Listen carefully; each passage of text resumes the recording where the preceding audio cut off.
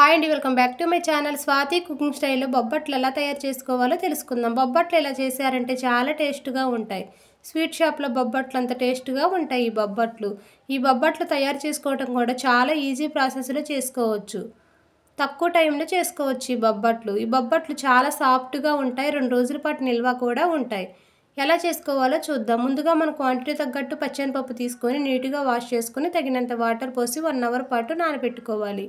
ఒక గిన్నెలో 1 కప్పు మైదా పిండిని తీసుకొని రుచికి సరిపడా సాల్ట్ వేసుకొని ఒక పావు కప్పు గోధుమ పిండిని కూడా వేసుకొని బాగా మిక్స్ చేసుకొని కొంచెం కొంచెం వాటర్ పోసుకుంటూ కలుపుకోవాలి. చపాతీ పిండి కంటే కూడా బొబ్బట్ల పిండి కొంచెం సాఫ్ట్గా కలుపుకోవాలి. పిండి ఇలా ఉండేటట్టు చూసుకోవాలి. తర్వాత 2 టేబుల్ స్పూన్ నెయ్యి 2 టేబుల్ స్పూన్ ఆయిల్ వేసుకొని బాగా మిక్స్ చేసుకొని ఈ పిండి పైన పోసేసుకొని మరోసారి బాగా మిక్స్ చేసుకోవాలి. పిండి ఎంత పర్ఫెక్ట్గా కలుపుకుంటే బొబ్బట్లని అంత సాఫ్ట్గా వస్తాయి. మీకు ఈ మైదా వాడటం ఇష్టం లేకుంటే గోధుమ పిండి పెట్టైనా చేసుకోవచ్చు బొబ్బట్లు. నెక్స్ట్ టైం గోధుమ పిండి పెట్టి చేసి చూపిస్తాను.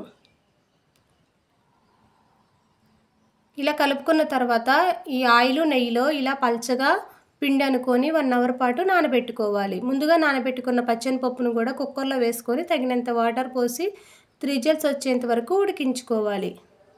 ఇలా ఉడికిపోయిన తర్వాత పప్పు గుత్తి పెట్టి మెత్తగా మెదుపుకొని మన తీపికి తగ్గట్టు బెల్లం వేసుకొని మరోసారి బాగా మిక్స్ చేసుకొని స్టవ్ వెలిగించి స్టవ్ పైన కుక్కర్ పెట్టేసుకొని ఉండకు వచ్చేంత వరకు ఈ పచ్చెనపప్పును ఉడికించుకోవాలి. ఇలా ఉడికించుకోవటం వల్ల 2 రోజులు నిల్వ ఉండా కూడా స్మెల్ రాకుండా ఉంటాయి బొబ్బట్లు. ఇలా ఉడుకుతున్నప్పుడు 4 యాలక్కాయలు దంచి వేసుకొని 1 టేబుల్ స్పూన్ నెయ్యి కూడా వేసుకొని బాగా మిక్స్ చేసుకొని ఉడికించుకోవాలి. ఇలా ఉడికిపోయిన తర్వాత స్టవ్ బంద్ చేసి చల్లారబెట్టుకోవాలి. తర్వాత ఇలా మన క్వాంటిటీ తగ్గట్టు కొంచెం కొంచెం పిండి తీసుకొని రౌండ్స్గా బాల్స్ లాగా చుట్టేసుకొని పిండి మొత్తం పక్కన పెట్టుకోవాలి. ముందుగా నానబెట్టుకున్న పిండిని కూడా ఇలా ఉండల్లాగా చుట్టుకొని పక్కన పెట్టుకోవాలి. ఒక ఉండను తీసుకొని ఇలా పల్చగా ప్రెస్ చేసుకొని మధ్యలో ఇలా తీపి ఉండను పెట్టి ఇలా కప్పేసుకోవాలి. పిండి కలుపుకోవటంలోనే ఉంటుంది. పిండి ఎంత పర్ఫెక్ట్గా కలుపుకుంటే ఇప్పుడు చేత్తో ఇలా ప్రెస్ చేసుకున్నప్పుడు పల్చగా వస్తుంది బొబ్బట్టు. ఇలా పల్చగా చేత్తో ప్రెస్ చేసుకుంటూ పల్చగా అనుకోవాలి. ఎంత పల్చగా కావాలి అంటే అంత పల్చగా అనుకోవచ్చు. పిండి పర్ఫెక్ట్గా కలుపుకోవాలి. ఇలా తయారు చేసుకున్న తర్వాత స్టవ్ వెలిగించి పెనం పెట్టి పెనం బాగా వీటైపోయిన తర్వాత ఇలా చేసుకున్న బొబ్బట్ని పెనం పైన వేసుకొని ఒక పక్క ఫ్రై అయిపోయిన తర్వాత తిప్పి రెండో పక్క కూడా ఫ్రై చేసుకోవాలి. ఈ బొబ్బట్లకి వేరే ఆయిల్ నెయ్యి అవసరం లేదు. ముందుగా నానబెట్టుకున్నాం కదా, అదే నెయ్యి ఆయిల్ సరిపోతుంది. ఈ బొబ్బట్లు ఒక్కళ్ళే చేసేసుకోవచ్చు చాలా ఈజీగా. ఇలా స్టవ్ సిమ్లో పెట్టుకొని ఫ్రై చేసుకోవాలి. లోపల పచ్చిదనం లేకుండా సిమ్లో పెట్టి ఫ్రై చేసుకుంటే చాలా టేస్ట్గా ఉంటాయి. ఎంత పిండైనా కూడా ఇలా ప్రెస్ చేసుకుంటూ ఒక పక్క చేసుకుంటూ ఒక పక్క ఫ్రై చేసుకోవచ్చు. ఒక్కళ్ళే చేసేసుకోవచ్చు ఈ బొబ్బట్లు మొత్తం.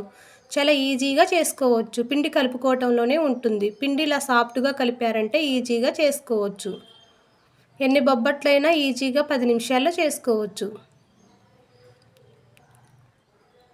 అంతేనండి, చాలా టేస్ట్గా ఈజీగా బొబ్బట్లు రెడీ అయిపోయినాయి. ఈ ప్రాసెస్లో చేశారంటే స్వీట్ షాప్ బొబ్బట్ల కంటే కూడా మనవే చాలా టేస్ట్గా ఉంటాయి. మీరు కూడా ట్రై చేయండి. మీరు ట్రై చేసి మీకు ఎలా వచ్చాయో కామెంట్ బాక్స్లో నాతో షేర్ చేయండి. ఈ బొబ్బట్లు అయితే చల్లారిపోయిన తర్వాత కూడా చాలా సాఫ్ట్గా ఉంటాయి. ఈ వీడియో నచ్చితే లైక్ చేయండి. మన ఛానల్ని సబ్స్క్రైబ్ చేసుకోండి. Thank you. Please subscribe.